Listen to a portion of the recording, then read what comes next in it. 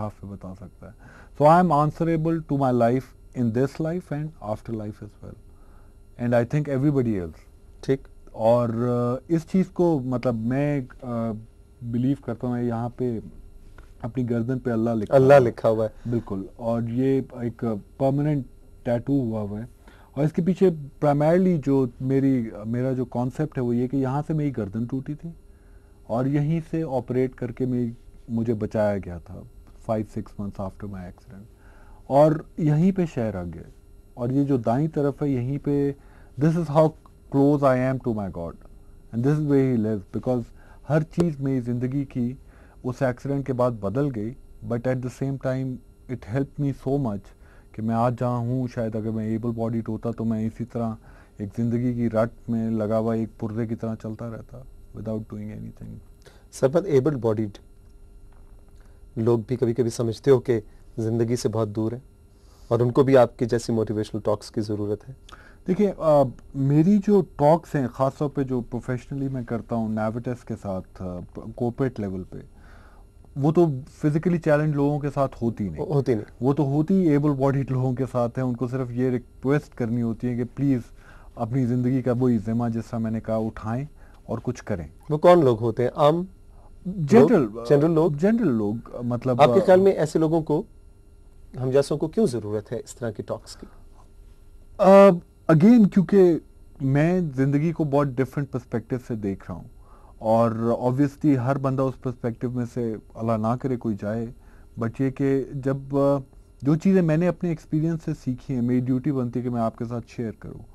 और एक नॉर्मल आदमी के ऊपर इतने ज़्यादा प्रेशर होते हैं, सेल्फ इम्पोज या एक्सटर्नल, कि वो अपने आप को दबाता जाता है. और आपने कई जुमले सुने होंगे कि यार ये करूँगा जब नौकरी मिल जाएगी, जब नौकरी मिल जाती है तो ये करूँगा, हाँ अभी शादी हो जाए, अभी बच्चे हो गए इसलिए नहीं कर रहा, और बुढ़ापे में काश मैंने 20 साल की उम्र में ये कर लिया होता, काश मैंने 30 साल. तो जो बचपन के ख्वाब होते हैं वो इवेंचुअली आपके रिग्रेट्स, यानी कि आप उनको काश की कैटेगरी में डाल देते हैं. तो मेरा सिर्फ ये कि जो मेरा पॉइंट ऑफ व्यू है कि 1 सेकंड लगते हैं ज़िंदगी बदलने में. मेरा एक्सीडेंट हुआ था, मेरी गर्दन टूटने में हार्डली कोई माइक्रो नैनो सेकंड्स लगे होंगे. बट लॉटरी निकलती है वो भी नैनो सेकंड्स में निकलती है. आपकी ज़िंदगी फॉर पॉजिटिव और नेगेटिव किसी वक्त भी बदल सकती है. बट ये कि उस ज़िंदगी का जो मेन मकसद जो भी था वो अगर आप अचीव ना करें तो कोई फ़ायदा नहीं है.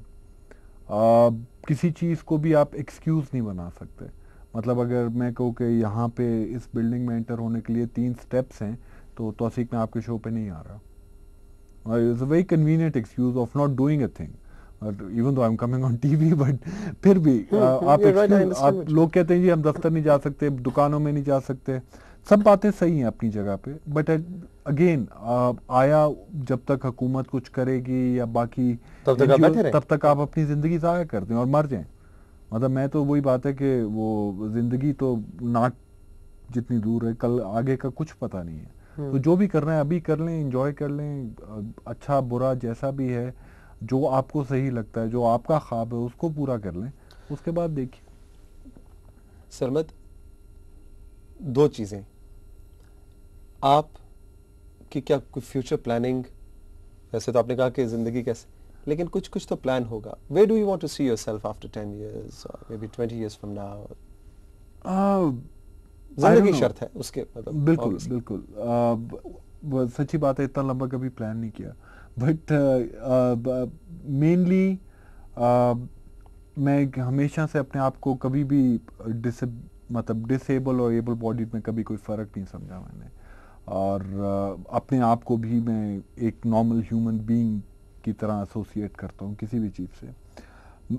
आई would like to see myself, you know, इतना अपॉर्चुनिटी हो मिले मुझे कि मैं एटलीस्ट कुछ लोगों की ज़िंदगियों को इफ़ेक्ट कर सकूं. और at least if I am remembered in a certain way. वो चाहे बहुत क्रेज़ी हो, ऑब्नॉक्शियस हो, बट जो भी हो, बट उसकी रिस्पेक्ट हो अपनी जगह पे. How I do it I am not sure. It can be anything. And I think you are in the process of doing it. जो मैंने आपकी टॉक तंजौर में सुनी थी और वहाँ पे जैसा लकीली थोड़ा सा वो भी है कि पंजाबी में भी बोल लेता हूँ, उर्दू में भी बोल लेता हूँ, इंग्लिश में भी बोल लेता हूँ. वहाँ पे आपको इतने शौक से लोग सुन रहे थे और I could see changes on the faces.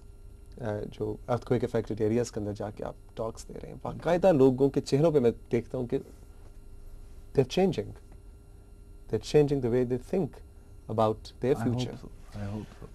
आपने भी एक बात करते करते एक जुमला कहा कि आप एबल बॉडीड और डिसेबल्ड, ऑब्वियसली फिजिकली तो फर्क है, लेकिन वैसे आप कोई फर्क नहीं समझते आप। जो कोटा है, जॉब कोटा, उसके बारे में फिर आपका क्या ख्याल है?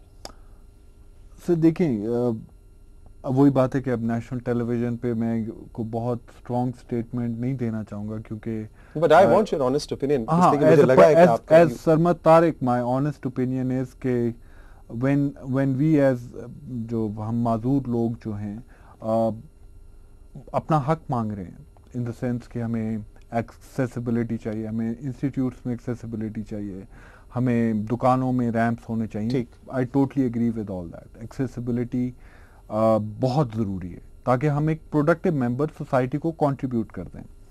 जो कोटा सिस्टम कहीं पे भी हो, चाहे वो डिसेबिलिटी